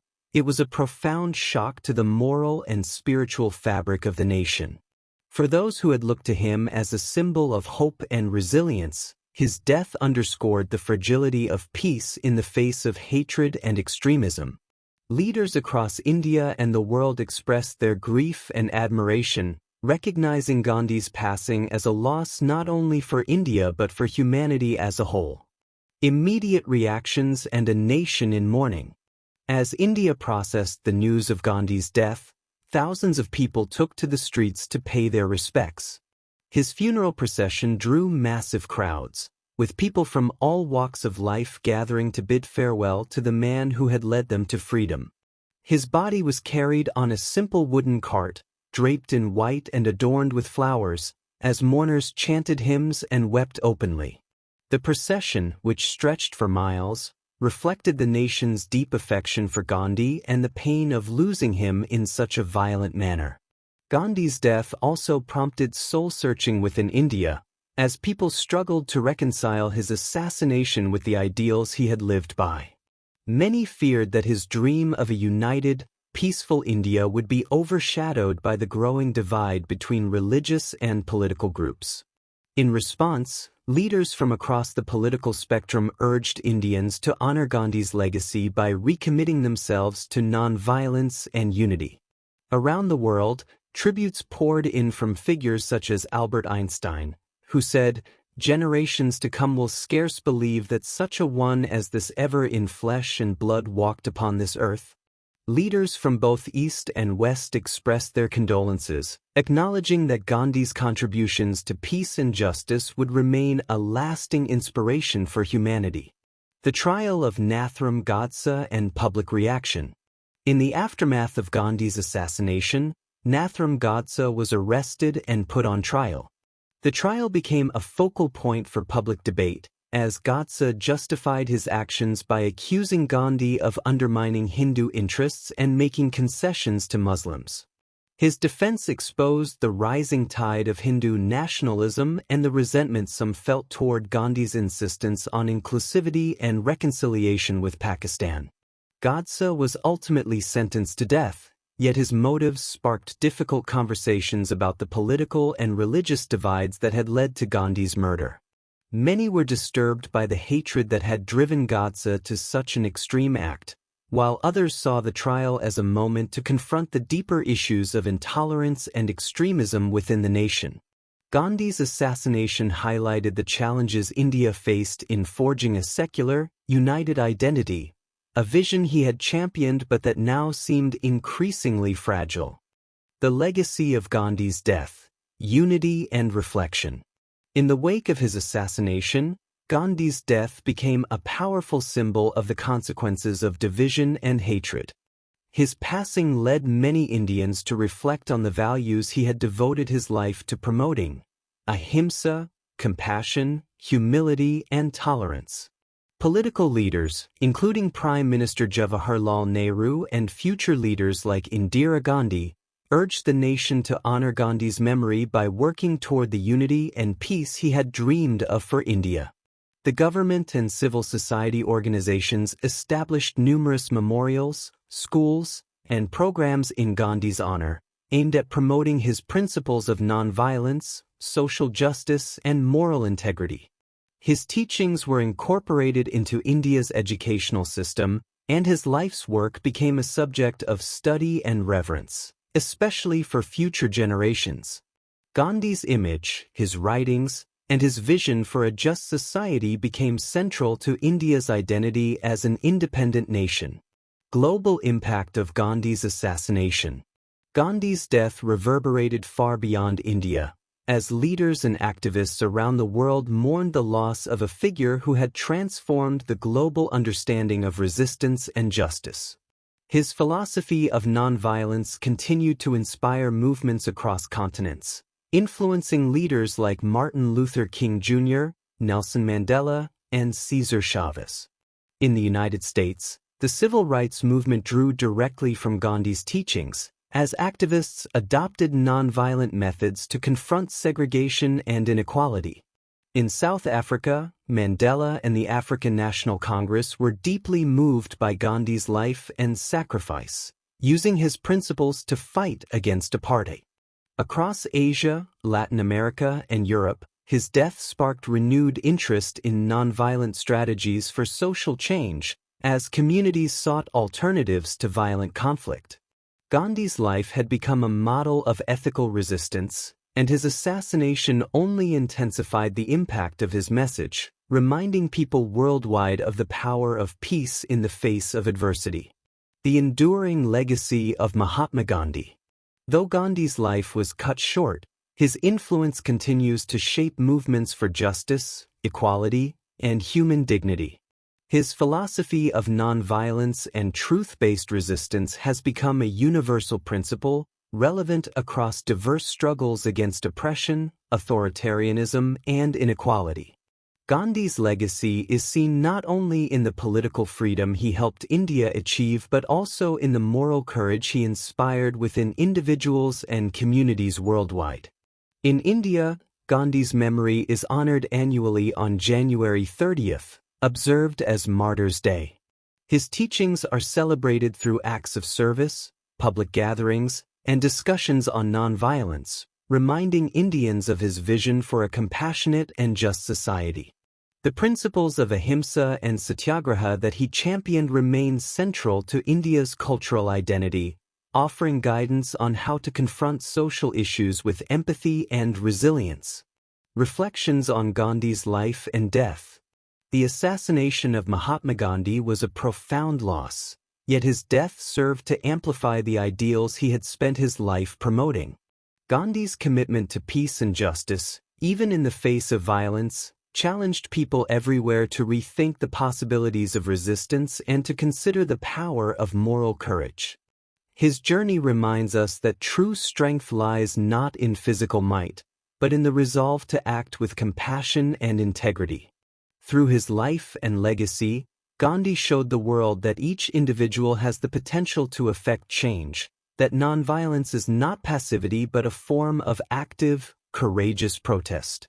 His final words, "He Ram," encapsulate the spiritual foundation of his life, a life that sought to bridge the gaps between people and uplift the human spirit. Gandhi's death, though tragic, was not the end of his influence. It marked the beginning of a legacy that transcends borders, cultures, and generations. As we conclude this exploration of Gandhi's life, it becomes clear that his principles are not confined to a specific era or struggle. His teachings serve as a reminder that humanity's greatest challenges can be met with compassion, humility, and the unwavering pursuit of truth. Gandhi's life and legacy offer an enduring call to build a world where justice is pursued with peace and where freedom is achieved through unity. Conclusion: the enduring legacy of nonviolence. Mahatma Gandhi's life and philosophy have left an indelible mark on the world, transcending his own time to inspire generations in their pursuit of justice, freedom, and human dignity. Gandhi's vision of nonviolence, his commitment to truth, and his belief in the inherent worth of every individual have become guiding principles for movements worldwide. In this conclusion, we reflect on Gandhi's legacy, the timeless nature of his teachings, and the relevance of his philosophy in today's world. His journey reminds us that the fight for a just society is not only political but deeply personal, rooted in individual transformation, ethical integrity, and a shared commitment to peace. Gandhi's philosophy of truth and nonviolence. Gandhi's lifelong commitment to Satyagraha, or truth force, has become one of the most powerful tools for peaceful protest. His approach emphasized the transformative power of truth and moral courage, showing that the strength of a movement lies not in its ability to overpower but in its ability to appeal to shared humanity. For Gandhi, truth was the foundation of justice, and he believed that living truthfully was an individual's highest duty. Ahimsa, or nonviolence, was equally fundamental to Gandhi's philosophy. He saw nonviolence not as a passive stance but as an active force that could unify, heal, and resolve even the deepest conflicts. Gandhi's application of nonviolence extended beyond political resistance. It permeated his personal relationships, community interactions, and his broader vision for society. He believed that peace was the natural state of humanity and that by embodying nonviolence, individuals could create an environment where understanding, empathy, and justice could flourish. The global influence of Gandhi's teachings. Gandhi's impact extends far beyond India's borders, having shaped numerous movements for justice, civil rights, and independence around the world. His philosophy inspired leaders like Martin Luther King Jr., who adopted nonviolent resistance to confront racial segregation in the United States, and Nelson Mandela, who used Gandhi's principles in the fight against apartheid in South Africa. From Cesar Chavez's labor rights campaign in the United States to the anti-colonial struggles across Africa, Asia, and Latin America, Gandhi's teachings offered a powerful framework for resistance without hatred or violence. Gandhi's legacy reminds us that his principles are adaptable, capable of addressing diverse issues and evolving as societies change. His life and work continue to serve as a beacon for those fighting injustice, showing that peaceful protest is not only effective but can foster unity and empathy among people with differing views. Nonviolence in today's world. In a world marked by political strife, social inequality, and environmental challenges, Gandhi's teachings are more relevant than ever. His belief in self-reliance, community-driven change, and simplicity resonates with modern movements for sustainability, social justice, and human rights. Gandhi's emphasis on individual responsibility encourages each person to play an active role in addressing societal issues, reminding us that global change begins with personal transformation. The digital age has introduced new forms of activism, from social media campaigns to online petitions, which draw on Gandhi's ideas of peaceful, collective action. These movements often harness the principles of nonviolent resistance, mobilizing communities without aggression. In this way, Gandhi's approach continues to evolve, adapting to new tools and methods while maintaining its core focus on truth, justice, and humanity. A legacy of compassion and integrity. Gandhi's life offers a profound example of compassion and integrity, qualities that remain vital in a world often divided by conflict and competition. His willingness to admit his own flaws, learn from his mistakes, and continually pursue personal growth reveals a humility that is rare in leadership. Gandhi's legacy challenges us to examine our own lives, to strive for self-improvement, and to treat others with empathy and respect. His commitment to nonviolence as a principle rather than a mere strategy has had a lasting impact on the global conscience. Through his actions, Gandhi showed that true strength lies in resisting hatred, forgiving adversaries, and holding firm to one's principles, even when doing so is difficult. His approach to leadership, grounded in service, sacrifice, and sincerity, offers a timeless model for those who seek to create positive change in the world, building a future rooted in Gandhi's vision. As we look to the future, Gandhi's vision of a world where peace, equality, and justice prevail remains a powerful ideal. His teachings encourage us to move beyond divisions of race, religion, and nationality to recognize the interconnectedness of all people and to build societies that prioritize the welfare of all. Gandhi's emphasis on unity and cooperation serves as a reminder that the challenges of today, whether they are social, economic, or environmental, can be met with courage, kindness, and collective effort. Gandhi's life serves as both an inspiration and a call to action, urging each of us to play our part in the ongoing journey toward a more compassionate and equitable world. By embracing his principles, we can contribute to a legacy of peace, fostering a society where justice is pursued with humility and where every individual is valued and respected. Final reflections: Gandhi's enduring message. Mahatma Gandhi's life was a testament to the power of nonviolence, the courage of conviction, and the transformative potential of truth. His teachings offer a roadmap for navigating the complexities of human relationships, guiding us to approach life's challenges with patience, empathy, and resilience. Gandhi's message reminds us that real change is possible when we hold ourselves to the highest ethical standards, embracing peace and justice in all we do. As we reflect on Gandhi's legacy, we find a call to embody his principles in our own lives, to be mindful of our actions, to seek truth and compassion, and to work for the betterment of our communities. His legacy is a reminder that even in times of conflict and uncertainty, there is a path forward grounded in nonviolence and love. In the words of Gandhi himself, "In a gentle way, you can shake the world." His life and work continue to inspire us to do just that, to pursue peace, to confront injustice with courage, and to build a future where all people can live with dignity and freedom.